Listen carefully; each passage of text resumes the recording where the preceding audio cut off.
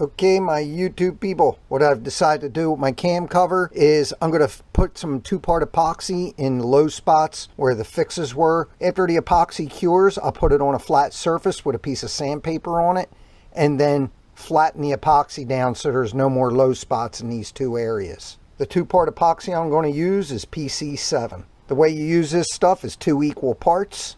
So I'm just going to use 2 separate popsicle sticks, one for each part. That way I don't run the risk of getting the hardener in with the glue or vice versa. The way I saw this done on a YouTube video is you kind of ball it up and it kind of gives you an idea to make sure that you have 2 equal parts. That looks about equal to me.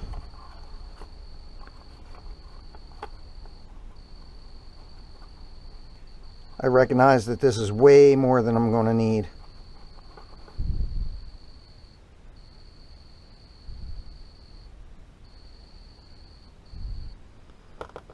Okay, there's that low spot.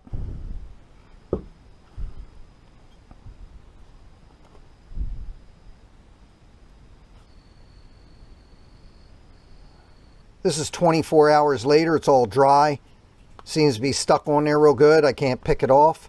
I'll know more once I put a flat file across it and see how it holds up and how it files.